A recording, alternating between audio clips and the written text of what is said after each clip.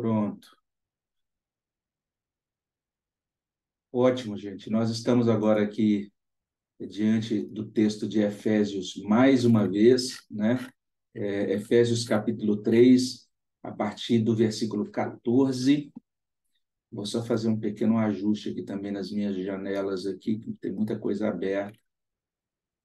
Fica melhor. Vamos ajustar aqui. Pronto, acho que ficou bom agora. Então é isso. Desde semana passada nós estamos olhando para Efésios 3, de 14 até 21. Esse é um trecho que ele registra uma oração do apóstolo Paulo. O apóstolo Paulo está orando de forma muito especial em favor dos crentes, não é? E ele entende que os crentes precisam da bênção do Senhor de uma maneira muito profunda, muito especial, de certa maneira assim. Ele menciona a necessidade de sermos fortalecidos pelo Espírito Santo. Nos versos 14 até 16, ele vai deixar isso bastante claro, quando ele diz: por esta causa me ponho de joelhos diante do Pai, de quem toma o nome toda a família, tanto no céu como sobre a terra, para que, segundo a riqueza da sua glória, vos conceda que sejais fortalecidos com poder, mediante o seu espírito no homem interior. É o que ele coloca aqui até verso 16, né? E daí ele prossegue. Mas é interessante, já nesse primeiro momento, ele deixar bastante claro: olha, eu estou orando para que Deus fortaleça vocês interiormente, mediante o Espírito Santo. Então, ele deixa bastante claro esse lugar do Espírito Santo na nossa capacitação para caminharmos com Deus nesse mundo, né? Para vivermos a vida que é chamada de vida pela fé, né? E hoje a gente vai olhar mais especificamente para os versos seguintes, para os versos 17 até 19, e os versos 17 a 19 nos ajudam a compreender, né, a qualificar essa vida de fé. Na verdade, não é uma vida de fé assim, apenas de modo geral, uma fé generalizada, mas é uma fé no Evangelho de Jesus Cristo, né? Paulo vai dizer isso nesses versos 17 e 19. Ele diz: e assim habite Cristo no vosso coração pela fé, estando vós arraigados e alicerçados em amor, a fim de poderdes compreender com todos os santos qual é a largura e o comprimento e a altura e a profundidade, e conhecer o amor de Cristo que excede todo o entendimento, para que sejais tomados de toda a plenitude de Deus. Então, isso é bem interessante. Logo depois de mencionar: estou orando para que vocês sejam fortalecidos no homem interior, mediante o Espírito, ele diz: e assim habite Cristo no vosso coração. E ele termina falando sobre o conhecimento do amor de Cristo que excede todo entendimento. Então, ele ora para que aqueles efésios desfrutem de Cristo. E é bem interessante, né, esse entrelaçamento entre o fortalecimento do espírito no homem interior e o desfrute da pessoa de Cristo. Essas duas coisas estão interligadas, porque a principal obra do Espírito, especialmente quando a gente pensa aí no chamado pacto da redenção ou no pacto da graça, né, é exatamente esse desvendamento e esta aplicação do amor de Cristo no nosso coração. Perceba bem, Paulo está falando da aplicação do evangelho, mas ele coloca isso usando essa linguagem, né? Literalmente a aplicação do amor de Cristo. Nós temos essa necessidade, né, de Cristo habitando em nós pela fé. Nós temos essa necessidade de sermos enraizados, né, e alicerçados em amor, como diz o verso 17. E nós temos essa necessidade, como lemos aí no verso 19, de conhecer e também de continuar conhecendo, né, de desfrutar e continuar desfrutando desse amor de Cristo que excede todo o entendimento, como diz o verso 19. E um servo de Deus, né, João Crisóstomo, ele explica o verso 18, né, porque no verso 18 Paulo diz: compreender com todos os santos qual é a largura e o comprimento e a altura e a profundidade. E ele está falando de todas essas dimensões, né, do amor de Deus.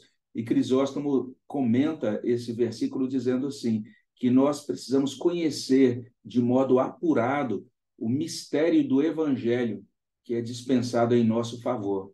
E a esse fato, Paulo dá o nome de largura e comprimento, profundidade e altura. Ele está falando desse conhecimento da intensidade do amor de Deus que se estende por todos os lados e lugares, né? Outro servo de Deus vai inclusive dizer isso, né? Que o Senhor que em nós habita, o Senhor que confirma em nós o seu amor, é isso que constitui a força moral do crente. Olha só, a força moral do crente não é constituída da própria força do crente, não é isso? A força moral do crente é constituída do Espírito de Jesus e da presença de Jesus na vida do crente, comunicando o amor de Jesus ao crente. Paulo coloca isso de maneira tão interessante, ele vai mostrando os resultados desta habitação de Jesus e desta operação do Espírito Santo fortalecendo o homem interior. Esses resultados são bem interessantes. Primeiro, ele diz assim, que nós somos arraigados. Olha só o que ele diz aí. Literalmente, nós somos arraigados como plantas devidamente estabelecidas. E aí a gente lembra do Salmo 1, no Salmo 1, versículo 3, falando ali do homem, da pessoa que anda com Deus, a gente lê, ele é como árvore plantada junto à corrente de águas, que no devido tempo dá o seu fruto e cuja folhagem não murcha, e tudo quanto ele faz será bem sucedido. Essa é a descrição da pessoa que conhece a graça de Deus e que caminha com Deus nesse mundo, né? Ele é arraigado, Deus estabelece raiz nesta pessoa. Além de usar essa metáfora, né? Essa imagem aí, vamos dizer assim, agrícola, Paulo usa outra imagem da arquitetura, porque ele diz: nós somos alicerçados, né? Que vocês sejam alicerçados e literalmente que vocês sejam feitos firmes, porque a ideia aí é literalmente de um alicerce mesmo, né? Ele empresta essa linguagem aí arquitetural, vamos dizer assim, falando da base de um edifício, né? Sobre aquilo que repousa todo o restante do edifício, que sustenta toda a superestrutura do edifício, vamos dizer assim. Paulo diz que o resultado dessa habitação e dessa operação do Espírito em nós é exatamente essa, que nós somos alicerçados em amor. E isso é digno de atenção, não é? Ou seja, um servo de Deus vai dizer isso, que o amor de Deus pela igreja é tanto o solo em que a planta se agarra, quanto a base firme em que se edifica o edifício. Então, é muito, muito importante compreendermos isso. O cristianismo, ele não traz para a gente só uma proposta, vamos dizer assim, para a gente abraçar determinado conjunto de verdades doutrinárias. Sim, não podemos nunca descartar a doutrina sadia, a sã doutrina, mas essas doutrinas chegam até nós e são abraçadas por nós, né, acolhidas por nós. A gente sempre tem que entender todo esse conjunto de verdades da Bíblia que chega até o nosso coração, tudo isso chega como uma carta de amor. É isso. E nós acolhemos as verdades de Deus e compreendemos, no fim das contas, em tudo isso, o quanto esse é um Deus que nos ama e que decidiu nos amar por meio de Jesus Cristo. Um estudioso dos escritos de Paulo, ele diz o seguinte, o que Paulo está dizendo aqui é o seguinte, que pela mediação do Espírito, o amor de Deus, que foi evidenciado pela morte de Cristo, opera no coração dos crentes. Então, tudo aquilo que a gente lê em João 3,16, né? Porque Deus amou o mundo de tal maneira que deu o seu Filho unigênito para que todo aquele que nele crê não pereça, isso agora é trazido para nós pelo Espírito Santo. O Espírito literalmente traz tudo aquilo que Cristo realizou e diz: tudo isso é agora trazido para seu coração, você é fortalecido no seu homem interior, e tudo isso é resumido em uma só palavra, que é a palavra amor. Nós somos confirmados nesse amor de Deus. Então, essa é uma pergunta que a gente deve se fazer, né? Será que eu tenho caminhado com Deus e tenho desfrutado desse amor dele? Não é? Eu posso chamar Deus de Deus, meu Senhor, meu Salvador. A minha caminhada com Deus é mais uma caminhada para satisfação, vamos dizer assim, de uma agenda religiosa, né? Ou talvez de uma questão de consciência em que eu queira realmente compensar Deus por determinados pecados que cometi. Será que eu, né, entendo que Deus está interagindo comigo como um Deus que deseja me fulminar por causa de quem eu sou e do que eu fiz, uma caminhada na religião norteada apenas pela culpa ainda não significa uma caminhada bíblica. Uma caminhada bíblica é aquela em que o cristão, logicamente, depois de reconhecer-se como pecador, mas ele pode agora também desfrutar e se deliciar no amor de Deus. Paulo está falando sobre isso para os cristãos efésios, né? Paulo está orando para que aqueles membros da igreja desfrutem de uma profunda e verdadeira conversão, porque a profunda e verdadeira conversão sempre nos insere no amor de Deus. E esta verdadeira conversão, ela é muito importante, porque é só a partir dela que Cristo não apenas se torna digerível, vamos dizer assim, mas ele se torna desejável, ele se torna delicioso para a nossa alma, né? Só a obra regeneradora de Deus, a obra do Espírito Santo de Deus em nós, mudando o nosso coração, convertendo o nosso coração, somente o Espírito Santo operando desta maneira implanta a lei divina na nossa alma e nos faz cantar, né? Os preceitos do Senhor são retos e alegram o coração, o mandamento do Senhor é puro e ilumina os olhos, né?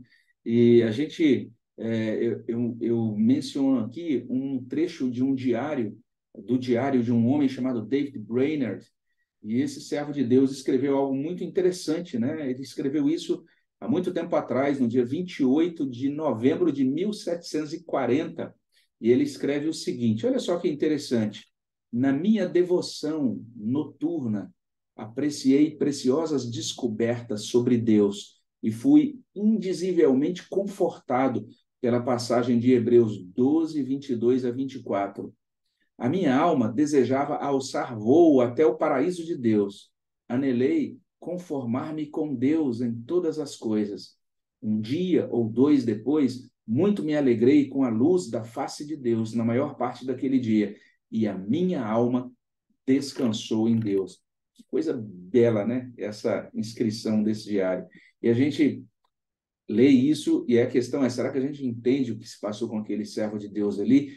Foi a experiência de um homem convertido, alguém que teve o Espírito Santo operando dentro do seu coração, no seu homem interior, e comunicando o amor de Deus, comunicando Cristo para o coração daquele homem, e ele pôde desfrutar desse prazer imensurável, né, do conhecimento do amor de Cristo, que excede todo o entendimento. É nesse sentido que tem essa dimensão que a gente pode chamar assim de dimensão conceitual, né, do entendimento, até das doutrinas, à medida que a gente vai estudando a teologia, etc.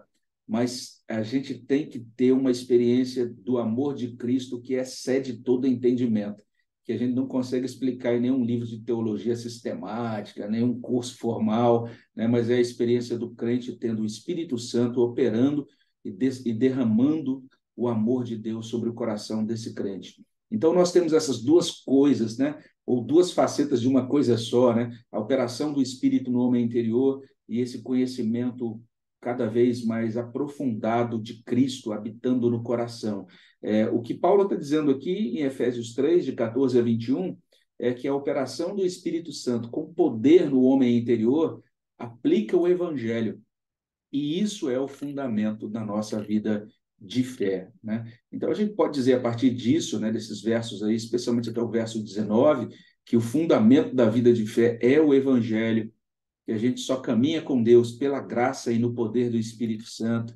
E caminhar com Deus é isso, é desfrutar mais e mais do amor de Cristo, né? Um servo de Deus literalmente colocou isso. Paulo está falando sobre nós sermos preenchidos cada vez mais por ele, porque ele termina dizendo, vocês serão tomados, né, os cheios de toda a plenitude de Deus, é o que ele coloca aí no verso 19. Então, a gente pode, inclusive, expressar isso assumindo a linguagem de um poeta lá do nosso inário, que canta, né, que escreve assim, mais de Cristo, mais de Cristo, mais do seu puro e santo amor, mais do bondoso Salvador. Essa é a essência. Se a gente puder desfrutar isso, um pouco disso nessa quarta-feira, a gente já vai ter uma quarta-feira muito melhor, desfrutando mais e mais de Cristo.